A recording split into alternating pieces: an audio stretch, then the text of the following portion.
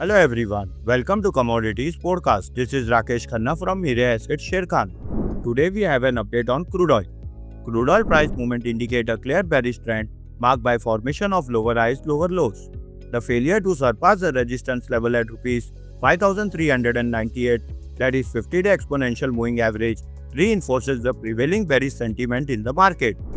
This resistance level is crucial.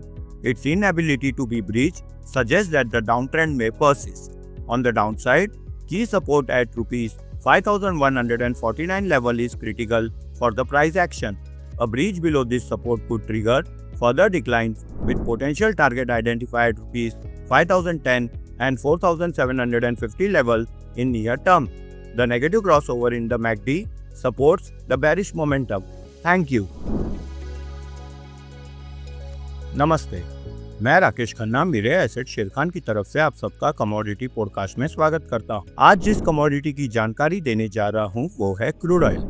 Crude oil की कीमतों में उतार चढ़ाव का रुख स्पष्ट संकेत देता है, जो लोअर हाई लोअर लो स्तर के निम्न स्तर के गठन से चिहित है।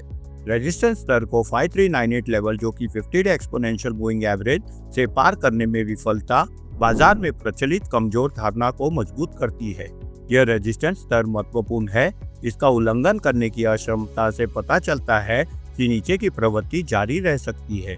वही कीमत कार्रवाई के लिए 5149 रुपये के स्तर पर प्रमुख सपोर्ट महत्वपूर्ण है। इस समर्थन के नीचे उल्लंघन से और गिरावट आ सकती है, जिसमें निकट समय में 5010 और 4750 के स्तर पर संभावित लक्ष्य की पहचान की जा सकती है। MACD में नकारात्मक क्रॉसओवर बेरिश मोमेंटम को समर्थन करता है। धन्यवाद।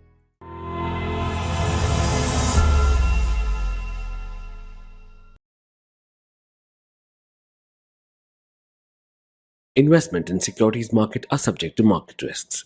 Read all the related documents carefully before investing.